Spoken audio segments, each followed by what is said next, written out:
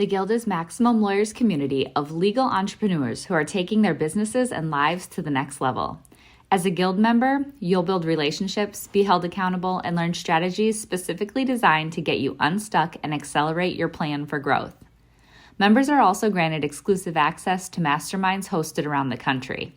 Our next event is coming up, and we're heading to Scottsdale, Arizona.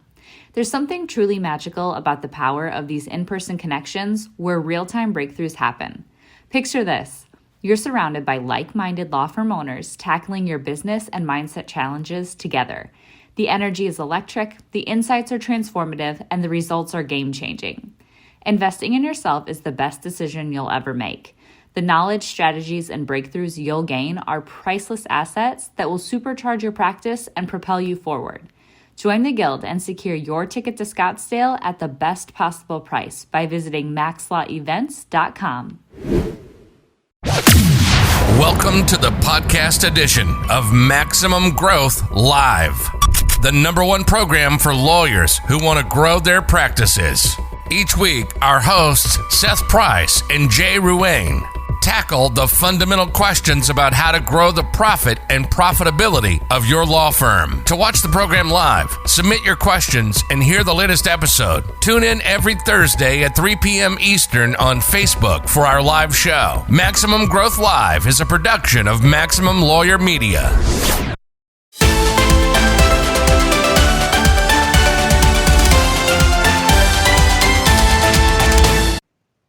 Hello, and welcome to the Thursday, August 13th edition of Max Growth Live. I'm your host, Jay Ruane, and here at Max Growth Live, we are sponsored by Maximum Lawyer and Maximum Lawyer Media, along with FirmFlex and Blue Shark. Here at Max Growth Live, we focus 100% on growing your law firm. We interview guests from all over, and quite frankly, Seth, today we have just a legend, one of the best guests that we have. So let me ask you, Seth, how are you doing this week?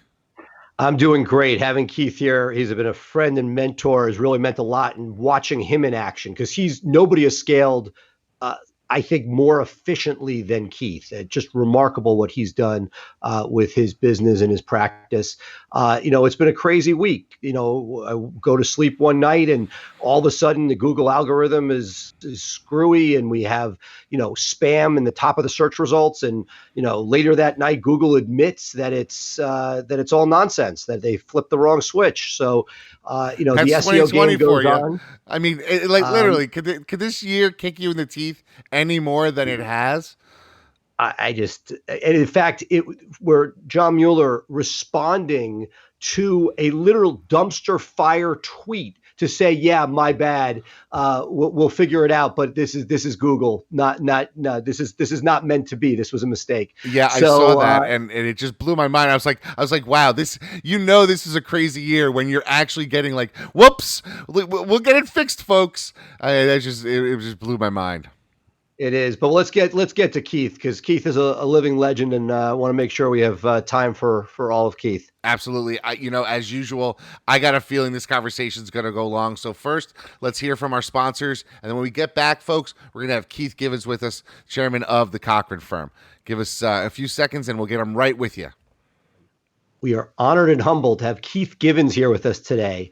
Keith is a friend and mentor who is one of my favorite business lawyers. This man has done incredible things, changing the way that we all practice today.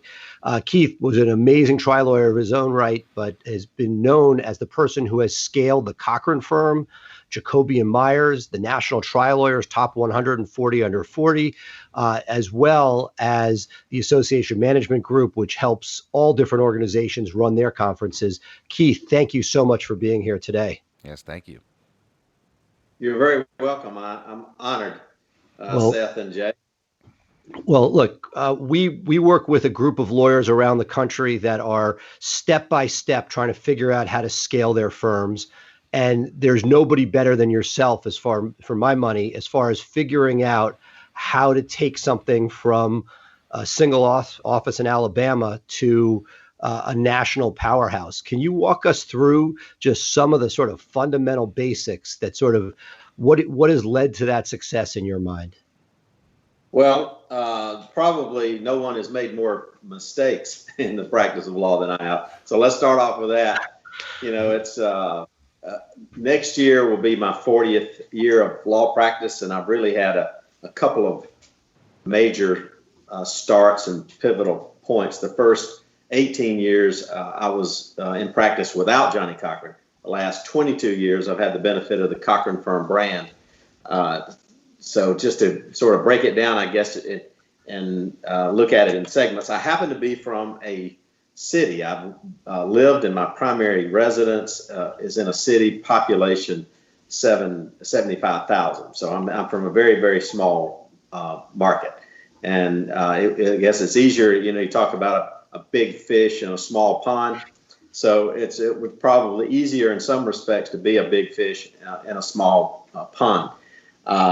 I did come from a business background. That may have given me a little jump on the business side, but I think the importance has been really creating three buckets. Looking at things in the early days, there were lawyers that instilled the importance of getting the cases. I mean, you're not going to make any money, you're not going to provide any client service if you can't get the business. So if you can imagine three buckets. One is the get the business bucket, and then the second bucket is provide absolutely the best client service you can. That's the second bucket. And there were some lawyers that had the philosophy that if you were a great lawyer and provided great client services, everything else would take care of itself. But that's one of my mistakes, thinking that that's only one bucket. And then there's the third bucket, and that is the business of law bucket. That's the how well are you structured, how well are you organized, what kind of systems you have in place. That's the importance of the scale, is this third bucket. And you have to have a business operating structure and system to make sure all these buckets complement one another and function together. And I thought I had the really good system. At the time we met Johnny Cochran, I was 18 years into my practice, 40-ish, maybe a little slightly over 40. And, Johnny Cochran taught me a lot about generational equity, the importance of brand. I mean, he didn't preach the brand, but he was the brand, and the importance of having a brand of that magnitude added a dimension of scale. We had 28 lawyers practicing in 2 states. We had 4 offices, and the benefit of Cochran and the brand in the next 22 years, we've grown to 31 offices in 19 states. So that was just a different league and a different level. So that aided greatly in success, because he would have practiced 50 years if he had been practicing this year in the practice of law. So there was a lot of rocket fuel in our tank when we met Johnny in 1998. I have a bunch of questions to get to, but would love you to start with, for those that haven't heard the story, how did it come to be? How did, you're sitting in Alabama and this is a rock star out of LA. How did you put that deal together? Thanks to a lawyer by the name of Jock Smith. He was Alabama's version of Johnny Cochran. He practiced in a city called Tuskegee, Alabama. I'm from Dothan, Alabama. We were in Birmingham, which is north of both of us. He's close to Montgomery, Alabama. I was the president-elect of the Alabama Trial Lawyers, and he was on the executive committee. And he and I had this idea of opening another office in Atlanta, a diverse office, of white trial lawyers, black trial lawyers, where historically in Atlanta, believe it or not, at the time, really did not have an office of that type. So we thought it was ripe and ready. Now, he was a close personal friend of Johnny Cochran, primarily due to the fact that during Johnny's first book tour, he had met Jock, and Jock was special in that he had the world's largest sports memorabilia collection, and one of the world's largest privately owned civil rights collections. And so he and Johnny became real close personal friends. And through that relationship, he mentioned the idea of opening an office in Atlanta. and they were socializing. They were, I think, at the Jazz Festival in New Orleans, and I received an invitation from Jock to come to fly down from Alabama and meet Johnny Cochran, and so that happened in '98, and we spent the better part of a day, probably 8 to 10 hours talking to one another, and he asked or inquired if we would be interested in having him as a partner in our Atlanta office. Of course, that's a no-brainer from my perspective, and that's how it started. So we started there, and then over 6 months, because we had a little bit of a robust infrastructure to scale, we ended up merging the LA office of Johnny, the New York office of Johnny, where he was living at the time. He was also doing court TV and writing his second book. So we immediately started off with 5 or 6 offices and ballooned up to about 60 lawyers. And so that was the foundation of scale, really, or moving it forward. You mentioned this, and something I always ask our guests about. You learn a lot from the mistakes, and you sort of alluded to that in your opening. Can you talk to us about like some of those mistakes, looking at it from our audience point of view? What are the things you wish you knew when you had started this process? Well, the one size fits all scenario is probably one of the earlier mistakes. You listen to people talk, and you either have the marketing movement where they felt that marketing was the key. Some people thought that you having good business acumen was the key. That's just one of these one size fits all. But one of the bigger problems was recognizing early that if there are people in your organization, whether it's partners or otherwise, that do not share the vision of the firm, then they have to be identified and removed. Because if they carry too long, there's internal conflict and clashing, there's no way to make progress. Certainly not scale. So that would be a mistake that I probably made, is just not being able to identify and remove. And that's not just lawyers and law partners. That's anybody in the organization that does not buy in. And I think too, that sometimes when there's hard times, there's a circle the wagon mentality, that you need to circle the wagons to sort of protect what you have and secure yourself. I think that's has proven to be a mistake. That when for example, like we're in the middle of the pandemic, which is going to lead to, I think, a resulting financial or expanded financial crisis, whether it's going to be on the magnitude of 2008 or not. But usually, I found that when you start moving forward and get aggressive during the so-called game-changing events, like whether it's tort reform, court reform. There was a period of time, like in Bush 1, a lot of the lawyers were just sort of getting out because they couldn't make the money as they felt that they needed to make, rather than making adaptations. So that's an example of a mistake. So I think that's sort of a summary. And I think, too, not having specialists. Occasionally, I would either spread myself too thin by trying to be in too many buckets. You try to find the best specialist. And take the advice of whether you expand and have other partners who are specialists in business generation. They talk about the finders, the minders, and the grinders. So there needs to be some specialist finders, rainmakers, those that are getting the business, even if they're not the best at providing the service and processing the business. Trying to make lawyers that are great at doing one function spread their skills out. I think we've learned that just let them be great at doing what they enjoy doing and what they are excellent at, and build a world around that excellence. And the same thing with the finders or the business generators. If they're not great in the courtroom, but they're great at generating the business, keep them out of the courtroom. Don't try to make a courtroom lawyer out of somebody who can generate business. Same thing with the courtroom trial lawyer. Keep him out of brief writing. Keep him really out of the business, because the business side of law will drag down talent, and then you become less good at what has gotten you there. But you also have, at least in our world, in the primarily personal injury as opposed to some of the other consumer areas.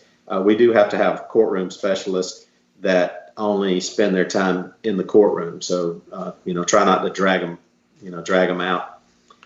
So those are examples. So one of the things I've admired most about you over the last decade or more has been watching you in action, and the fact that you've been able to collaborate with so many people to bring these different entities together.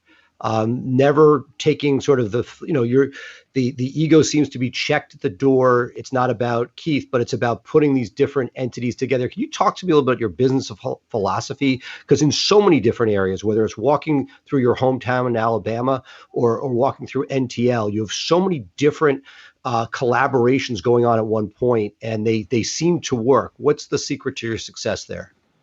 Well, I don't know that there's a success to have a secret about. I mean, it's a process. I'm still trying to figure it out and reinvent myself every time there's a need. But I think it sort of happened organically, over time. I think a level of patience and recognition that everyone is different, and not using as a mission to convince everybody you see of what you're selling that day. I mean, you need, I think, listening and trying to figure out what the needs are, and then sort of match up, passion. If somebody's passionate about something, sort of to get behind their passion instead of in front of it or trying to redirect it, because it doesn't work that way. And usually there's some synergies, because you'll see people that you'll get excited about. And also too, from a standpoint, you mentioned this humbleness. There's no one on our planet as a lawyer that deserved to be less humble than Johnny Cochran. But the one thing that impressed me from the first day I met him to the last day he was here on earth was his humility. He was extraordinarily humble, and it wasn't an act, it wasn't an effort. He was that was the man. I mean, he if he walked into a room, it wasn't about, look who I am, I'm Johnny Cochran. And he would get the kind of attention that would do that. But he was if he went into a restaurant, he was interested in, meeting the waiting staff, talking to the chef, making everyone feel important, pausing for pictures. I mean, it was never about him. And it's in terms of having served the organization, when we hear of somebody doing something exciting, new, or different, you can't be resentful of it or work against it or see it as competition. Same thing with other law firms and other lawyers, even in the organizations that we're a part of. It's how can your firm help the next firm make money, do what they want to do? Because you can't do it all. No one firm. It needs to be a series of collaborations and cooperation. And it also helps scale. Occasionally, you find some compatibilities in which you team up on doing an effort, because we have not reached a point in America where there, especially on the consumer side of law, where there is one firm that even has 1% of the market. I mean, and I don't know of any other industry that's the case. You've got, you always have someone or some company, 4 or 5 companies that rise to the top of the market and have an appreciable market share, whether it's Microsoft, Walmart. I mean, you can, pretty much pick those. But in law, there are out of the 1.23 million lawyers, there's 500,000 or 600,000 lawyers that are solo practitioners. So the need for collaboration and cooperation, it feeds creativity too. I don't know that I've ever had an original thought in my life.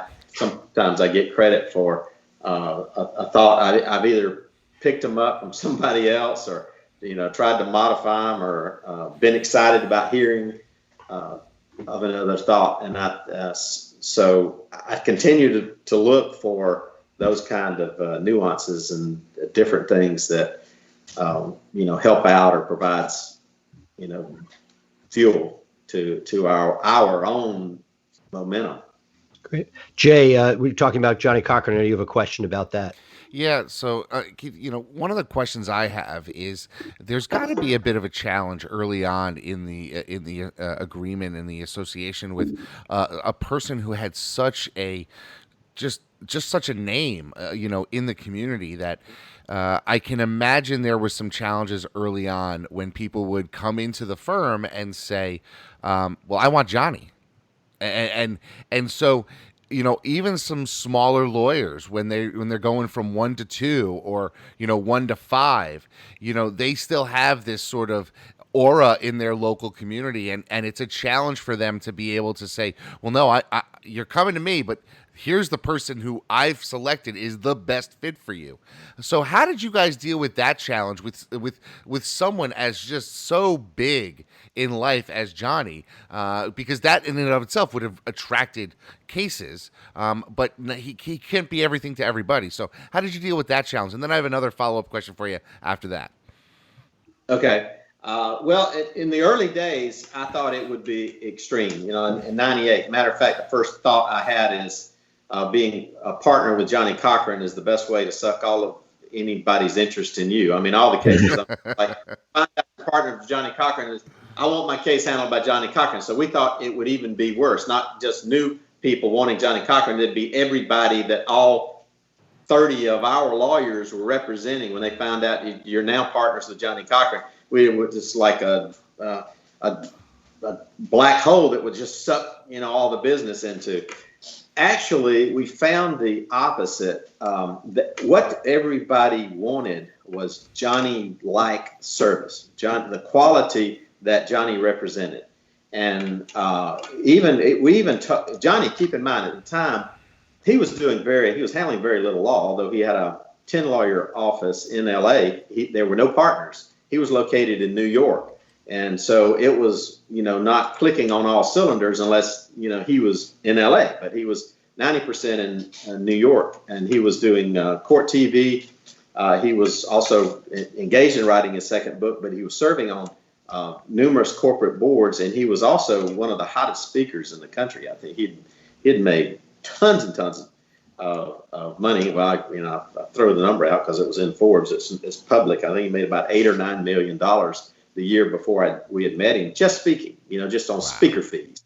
So he was being, Johnny had really taken him out of law. And our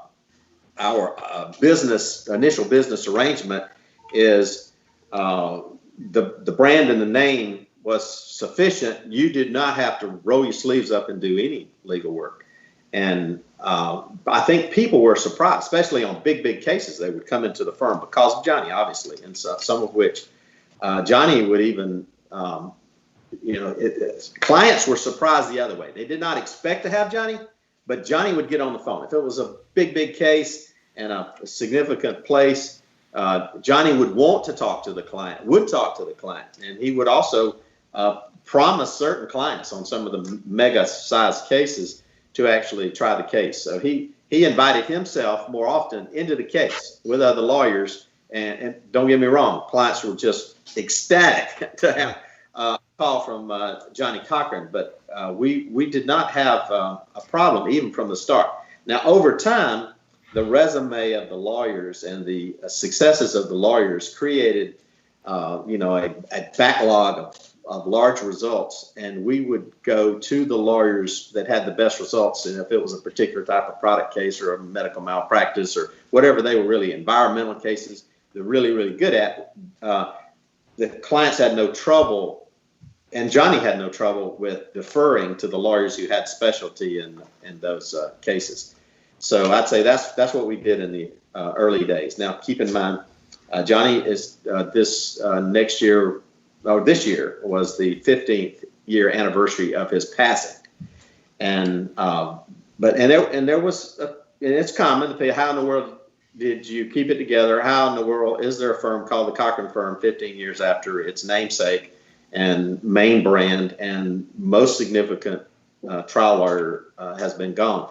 The National Law Journal had the same question. Matter of fact, one of the headlines in the National Law Journal about 2 years after Johnny passing, and it was almost like they were shocked. It says, the Cochran Firm survives the death of Johnny. that was the headline, but we were a feature firm because they keep up like the top 10. They used to call it the hot list. Now they have some kind of other elite recognition, but the hot list would be the top 10 personal injury firms based on results. And so we've made the hot list like 3 times since Johnny passed, and honorable mention like 3 or 4 times based on the numbers. So that keeps, I think that keeps us going. We had reached scale. Now, if you ask this question, had we not reached a scalable, sizable operation with offices in major markets, with attorneys with significant reputations, thanks to Johnny that he knew and brought in from everywhere from the inner circle, the International Academy of Trial Lawyers, significant trial lawyers in their own right had already entered the firm. Had that not happened at the time Johnny was diagnosed, and it was a sudden, I mean, we were shocked when this happened. I mean, he had really come off of a year's sabbatical and was, living the life of Johnny, and was ready to roll his sleeves up when he was diagnosed with the brain cancer. So I'm confident that had we not had a significant level of scale, that it would have been devastating to lose a partner of that magnitude, because he was a very important ingredient and glue to the firm. But we also had another founder, Jock Smith, which I'd mentioned, that internally became the president of the firm after Johnny passed. And unfortunately, we lost him tragically to a heart attack at the age of 62 at his home. He passed away in 2012. So we've had 2 major founders of the firm that have passed away, that the firm has had to, so I guess, sort of endure and work beyond. And we miss them, and it is a gap. There's no doubt about it. I mean, from a rainmaking and from a firm standpoint, clients and us as just me from a personal standpoint. And it's not a day goes by that I wish I didn't have a chance to talk to Johnny about one thing or another. So it's you have to overcome that loss. Yeah, I Jay, can imagine. Yeah, that could be devastating. Keith, one of the things that I think stood out to me as I was preparing for this conversation was that, I looked at your website, I looked at all the lawyers that you have working for you, and I was able to quickly see a contrast with a lot of the substantial, I guess you would call them, personal injury firms throughout the country. So I spent a little time looking at the bigger players throughout the country. Your firm is incredibly diverse as compared to many other large firms and some of the more well-known, successful personal injury firms in all the major markets. How do you think, and it's something that's obviously in the news now, for a need for diversity among law firms. It's active in our community. A lot of bar associations are talking about that type of thing. Can you tell me a little bit how you think your attention to that detail, attention to having an inclusive and diverse partnership has allowed you to grow in ways that you may not have been able to grow if you were sort of homogenous like many firms tend to be? I mean, you look around, it tends to be in the big PI firms, 7 white guys. And that's not necessarily the makeup of our society. And so you've done something very special. And I want to, delve into that a little about how you think that's helped you really sort of scale and service the clientele. Well, we do have the benefit. This is where Johnny, comes in, and the brand comes in. Is by design and by structure, Johnny wanted the firm to reflect society. He used that term. Now we've morphed it to a more diverse firm than even he envisioned. I'd ask you, what does that mean? Well, he says if there's 25% African American population in the city, I'd expect that city to have 25% African American attorneys that are providing the service to the firm. Now, we are probably now more diverse than even Johnny anticipated, because I do consider this as a minority law firm. It was founded by 2 minority partners that had a majority interest in the firm. So the white lawyers were a minority, and ever since the design, our president has always been African American.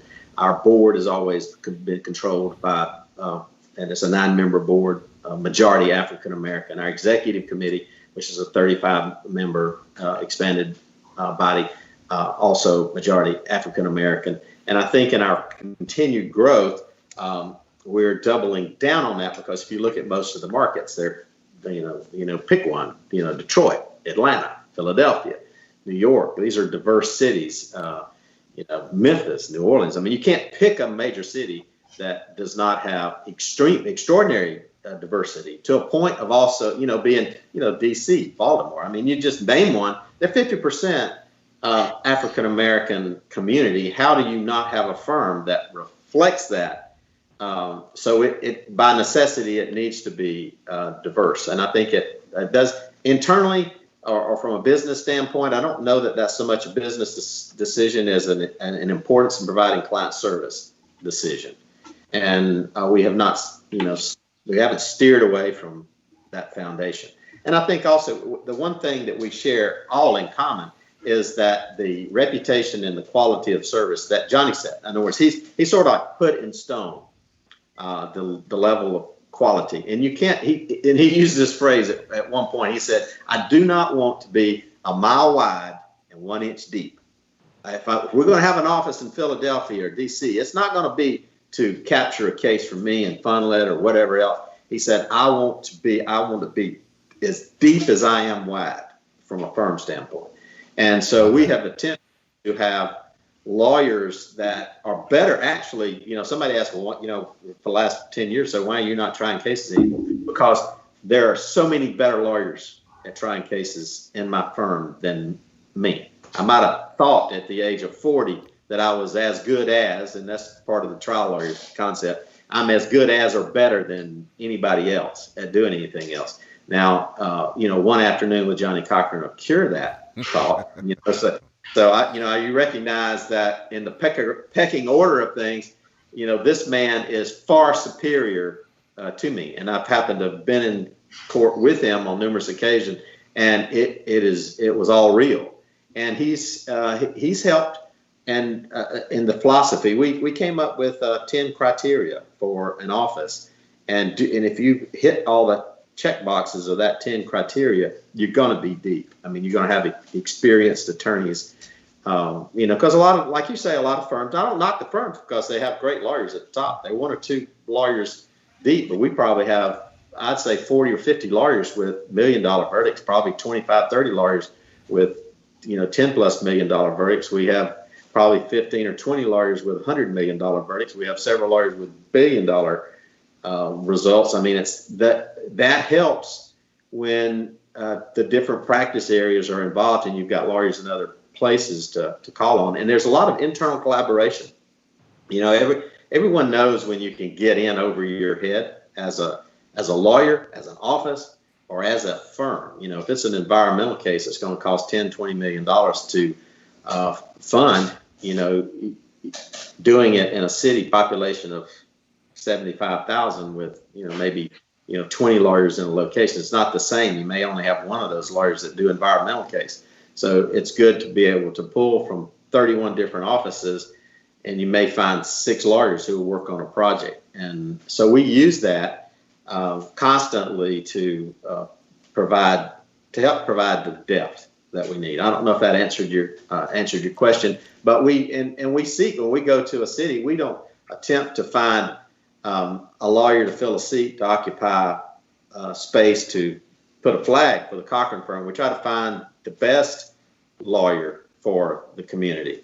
And we do affirmatively try to find the best African American attorney. We do think diversity, that's, a high priority. And I think you do have to think it. I mean, because a lot of times, sometimes our circles are so small, it's just easier for, white lawyers to know other white lawyers. And so you're just not thinking diversity. Yeah, no, it definitely has answered my question. As I've seen, as we've grown, the more diverse we've become, the better we are, because there's a number of different perspectives that have worked. So, Seth, why don't you take it over now? Yeah. Well, I was going to say that, you talked about how you have these offices around the country and you have a mothership that is to sight to be seen in Alabama. I've been honored to tour it with you. My question for you is, and as we're now in this virtual world in major cities in the Northeast, offices are not open.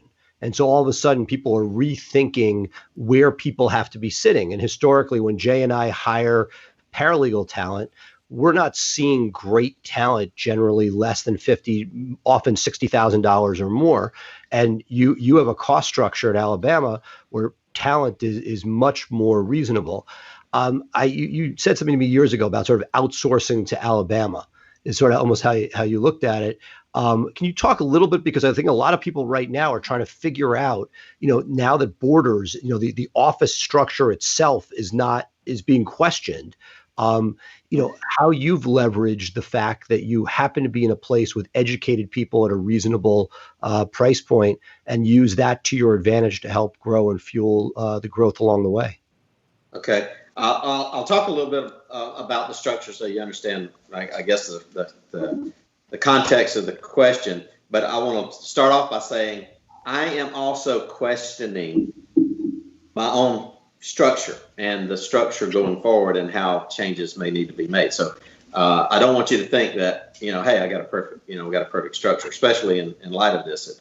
But we have in about 4 different buildings in this, what I would consider a small town, we have 160,000 square feet of office space that we have employees that occupy the space for various functions. And what you're talking about, the one building that's 40,000 square feet that houses our intake center, call center, and processing.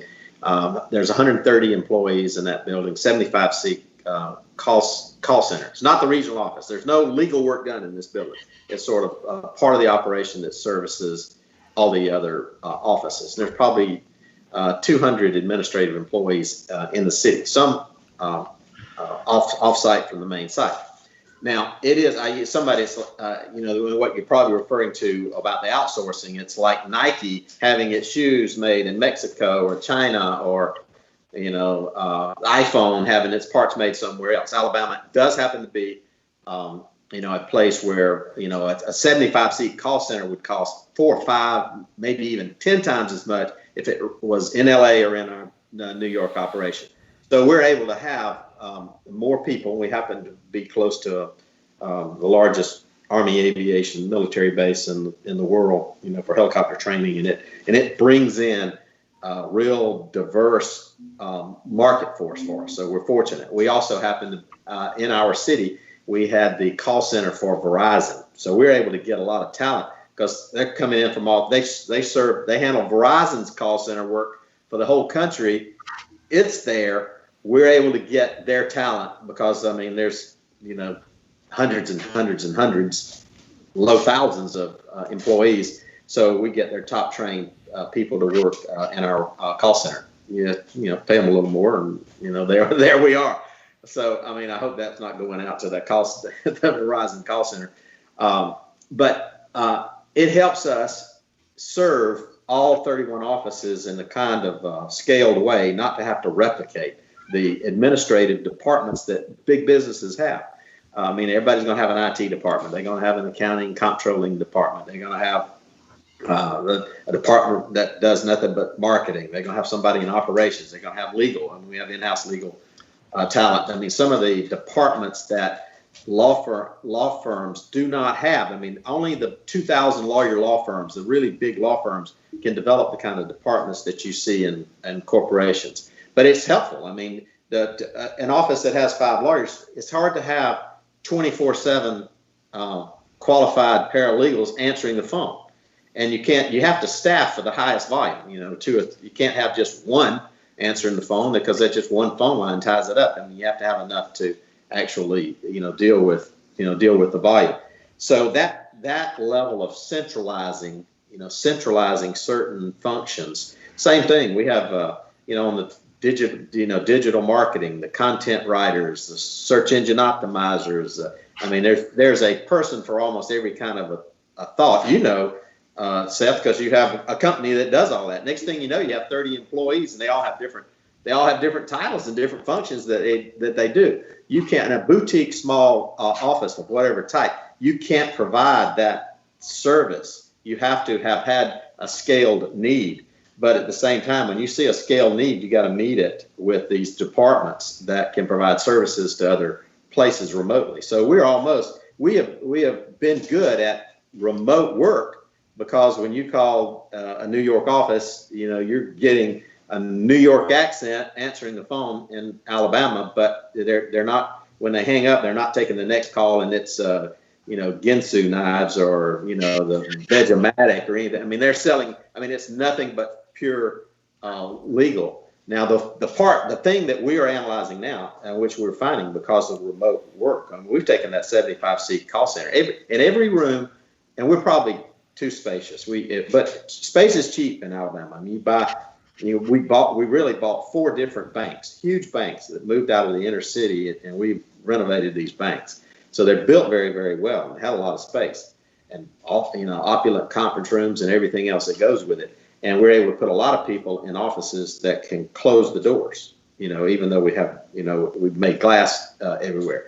So we have thought historically, we've always, added employees, bought office space to accommodate, and they spread out, and we had just recently, before the end of the year, we bought 2 more office buildings on the same block and a house to actually house guests that come in, and put a big iron fence around it. And, so we're in an expansion mode. But what we have learned is we could probably double in size and not require any more space because of our ability to, the key is getting everybody trained and onboarded. We found that you cannot adequately train new employees without, hard touch, office habits, office practices. But a high performer, an experienced employee that had been there for a while, and Seth, you haven't been there, we have a lot of 20 and 30-year employees who have a lot of institutional knowledge, and they have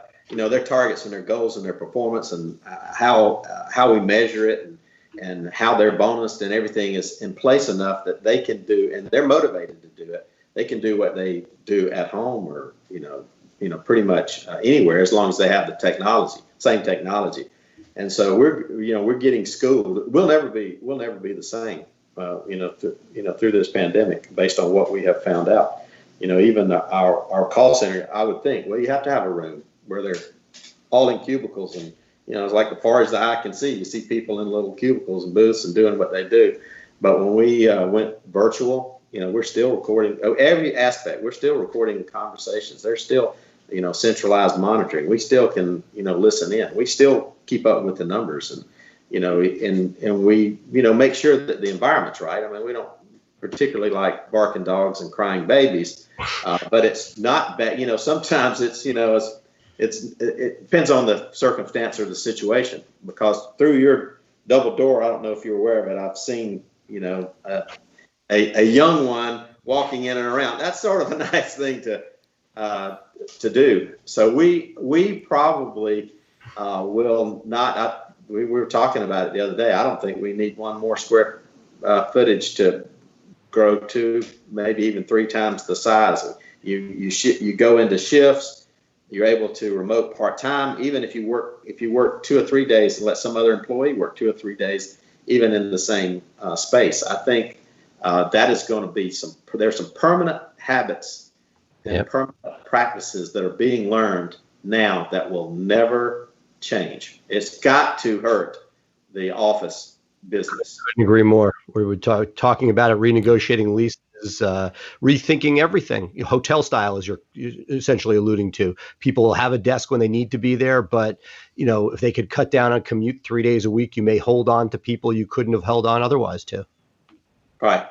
And I think it's a good thing. I don't think it's a bad thing. You do have to double down. This is where it hurts. If you do not have systems and processes and ways to measure performance and to motivate individuals, if you don't have that, then your production is going to crash and burn. And we've seen that with a few employees, particularly some that are just getting onboarded. They're going to be spending time walking their dog, an extra 15, 20 trips to the refrigerator because they're at the house. I mean, heck, I do it if I'm anywhere close. So those kind of things are going to have to be workarounds. Something we've talked about that I've noticed, I'm curious to see on a larger scale what you've seen, is that the A players, when they went virtual, have been A players virtually, and the people that were on the cusp, that were barely holding on, they went even further. That it was, if you can somehow figure out how to keep and retain your A players, it's less of an issue, but not everybody can be an A player. Right. Well, one thing we did, of course, and we should have doubled it. I think you and I have talked. We immediately, just the word, when you hear the word, pandemic, remote work, I mean, we did reduce our workforce by identifying, and they were pretty much all identified, but eliminating the bottom 5%. Of the company. Let's just make a decision. It was an occasion to make a decision. And, they probably were all better off because of the way unemployment turned out. I mean, it's a win-win. It was a win for us and a win. And we also, looked at the PPP loans and, structured it in the kind of way that really, in our situation, no lawyers received any compensation of any kind, but all the staff that would qualify, did. So that was, of assistance. And but it just, from our internal standpoint, it just happened to hit us at a cycle where we were abnormally loaded with reserves. Usually, we say 6 to 9 months in comfortable reserves in case the faucet just turns off. I guess that's just a natural fear and paranoia that I would have. But we had a lot more than that for some reason when it hit. Now, that doesn't mean you're going to, just burn through it, but it did give us some preparation for bad times. And I don't want to be a downer, but I do not feel like the worst of times for the legal profession is here yet. Not because I think there's going to be an aftershock. I mean, this is the first time in my 40 years where we've had a situation where courts are closed and there's, in essence, a total shutdown or modification. The good news is everyone has upped their game on technology, and we have found out how you can save trips and hotel bills and time.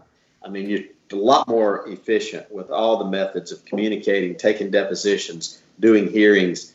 I mean, and I don't think that's going to change. It's going to come back a little bit to the way it was, but judges like doing it. I mean, they like sitting and being able to, do a Zoom or a Skype or a WebEx or a Microsoft Teams. I mean, whatever the process is for resolving things. I think that's been a major takeaway. But what I'm anticipate, happening is in the next 6 months to a year, the economic impact of this malaise and this stall. I mean, there's a lot less traveling. I mean, I would have thought, and I even asked, I would have thought that, bankruptcies are going to go up. Not the case. I mean, even the bankruptcy attorney is saying that there's just monstrous drop off. I mean, the people that are typically subject probably to bringing bankruptcy claims are so broke that it's like they're beyond bankrupt. I mean, they can't even afford to even go through the bankrupt process. They just don't even care. That was, sort of one explanation. But I think the same thing on whether it's personal injury, insurance companies, everybody's going to be so economically impacted. Now, again, though, we're not. The second thing we did was instead of circling the wagons, we decided on an offensive. We're going to go from 31 offices to 50 offices. That's sort of our target, and we're in midstream of that. So we are doubling down on forward movement. There's greater need for consolidation because a lot of prospective partners into the system are looking for solutions and scaling one another and teaming up. I mean, could you imagine, for example, like there's a lawyer across town to you, it's hypothetical, not because you've sort of scaled, and you could cut your expenses in half by sharing them with them and still have your same source of revenue because you're sharing in a full-time accountant. You're sharing. I mean, you're splitting your receptionist. I mean, you start splitting things, and that's and you're in the same marketing. I mean, you're buying TV ads and you just throw in. If you're doing Social Security, you say Social Security and family law. So you're just using one word and you've already saved half your ad budget by throwing in another practice area. So that's, I think that the opportunities probably for consolidation and scale are as good as it will ever be during the pandemic. Now, I know that sounds crazy, but I would say this. I would think that way. Now's the time. Now's the time to move. Now's the time to scale. Now's the time to be creative. And there's probably 3 or 4 things from a business structure to do. This is a good time also to sit down and reanalyze your own structure, look at what you want it to be in 5 years, recognize all the empty seats, but go ahead. It's almost like building out an organizational chart that includes what your vision includes, what you'd like for it to see. And if there's not a seat, don't be limited by what you have people to put in seats. Be just only limited by your imagination. And then have them there's nothing wrong with having an empty box and have a title. I want to, my son, I didn't know that even there was such a thing as a chief revenue officer. I mean, it has a title and name. It's on the internet and everything else. So next thing I know, he's hiring a chief revenue officer. I didn't know that there was I've heard of this chief financial officer, this chief executive officer, the CEOs, but now the CROs. And the CTOs, there's a CO for something. So the purpose of doing that is to know if you've got the right people in the right seats. And if you don't, you need to move them out of the seats. Because sometimes, it's a tendency to promote somebody to something they can't do. They may be great on the phone. Next thing you know, the receptionist is the director of marketing. You can't you can't be doing those kind of things. You have to recognize when there's an empty seat. And placing on that structure. And also it's a good time. I think we've all, if we haven't learned it, we want to learn it before it's over with. Technology, when you get into the game on technology, when if you get to the best, the state of the art on the technology, it allows you then to move into the systems to make everything work and the processes to be able to monitor, how it's working. And I'd if there's a downtime, I wouldn't spend it watching Netflix. I would spend it working on the organization, getting it ready to move. And matter of fact, I don't know if you ever heard of this book. Yep. We totally talk about it all the time. Yeah, it's a Bible. I didn't know. And I make a point that about every 2 years I reread it. And I don't know if you guys have you ever had Mike Morse on? Y'all, Mike Morse? Yes. We just interviewed him a few weeks ago. Okay. Well, he probably talked about that. Yep. Fireproof. And that was the galley proof. I haven't gotten the other one. It sort of makes it applicable. And the benefit, I guess, is learning the language because it's not a hard transition. I happen to have a business undergraduate degree, and there's no mystery. There's no real mystery to it. As a lawyer, sometimes lawyers feel like there's something about business they don't understand, just like business people feel like there's something about law they really don't understand. But it's easy to teach yourself the business terms and the business principles it's an internal language that allows your organization to be able to hold itself accountable. And that's why I'm a proponent of Traction or Get a Grip. They're all written by Gino Wickman or Rocket Fuel. That little series is helpful in learning the language and also learning the lane. Until I read Rocket Fuel, I was probably in my own way a lot of times because I would want to micromanage everything, control everything. Think my judgment was better in every category. Man was wrong. I was really holding back progress by constant conflict with other managers that were better than I was in the departments that they were in. And so that's why I recommend, every lawyer that's not business oriented, grab you some business books. Don't grab no need to grab legal books. Grab business books, and that'll help you scale probably as quick as anything.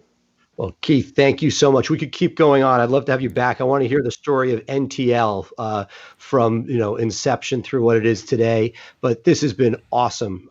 Really, thank you. It means a lot to have you here, and you've meant a lot to me personally in the growth of my firm. So just great to sort of sit back and hear the wisdom come right out. Jay, you got any last words? No, I just want to thank you. I mean, I think one of the things that a lot of people can take away from it is somebody, Keith, at your position with all you've accomplished, you're still setting quarterly rocks, right? You're doing the things that you need to do to continue to grow, and it's not something that just comes naturally. It's something that you have to continually work at, and I think that's a message that everybody can take away, or at least one of the multiple things that I know I could take away from this conversation is that this is a marathon, not a sprint, and you constantly have to work at it, and you've proven it just now by talking about how you come back every 2 years and you make sure that you're following the systems. And systems, scale, all those things matter. So thank you so much for being with us. I really appreciate your perspective and everything that you've brought to the table today. Well, thank y'all, and I also likewise look up to the two of you. So and I look forward to following your insight and message and vision. So thank y'all very much. Thank you. Thanks, Keith. All right. Take care. All right. Well, to say wow is an understatement, Seth. That conversation really sort of opened my eyes to a lot of things. I mean, even the stuff at the very end, talking about traction. I know it's a book, it's a Bible that a lot of people in our community sort of look towards. But what are your thoughts? No, I mean, look, I've always looked at Keith as that guy who's like, oh, why don't we just slice the bread, before they knew how to do that. Like every time he does something, I'm like, oh, yeah, that would make a lot of sense. And he's done it and he's scaled it and he does it over and over again, whether it's Cochran, whether it's NTL and visiting him in Alabama, all of his different local business ventures. Oh, we need a wedding venue. Oh, this place would be great for that. And next thing you know, he's invested in it and they have a lovely downtown venue for people to do things. So I am, always in awe, and to get this much focused time to hear just what's going inside his noggin, really special day. Yeah, I mean, we prepared for a half hour. We got over an hour out of them just to talk about all types of things. And I think, some of the things that are cultural touchstones right now, the need for more diversity in law firms. I think, Cochran Firm has done a wonderful thing focusing on that. And I think it shows in their ability to grow.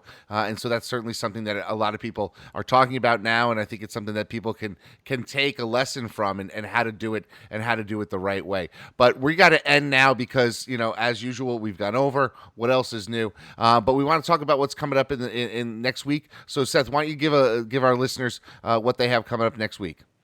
We got two things next week. We'll have Nalini on talking about directories.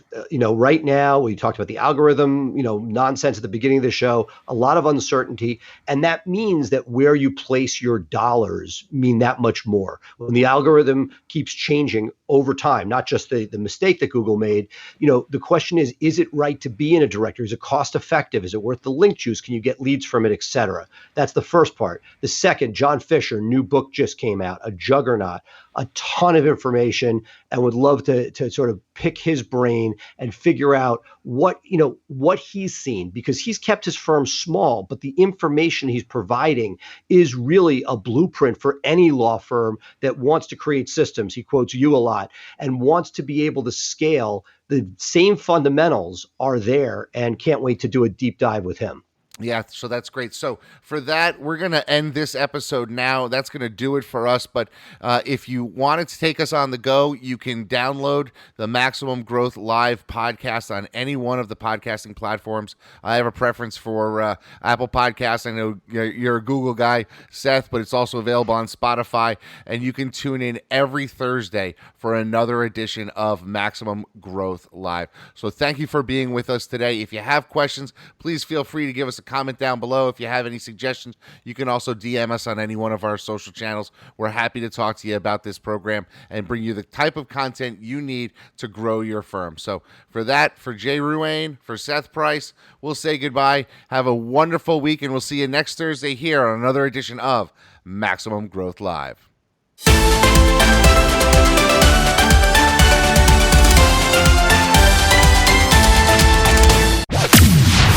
Thank you for listening to Maximum Growth Live. Please remember to subscribe to our podcast for the latest episodes and tune in live on Facebook every Thursday for our live show. For more information, visit Maximum Growth Live on Facebook or MaximumLawyer.com, and be sure to share us with your friends.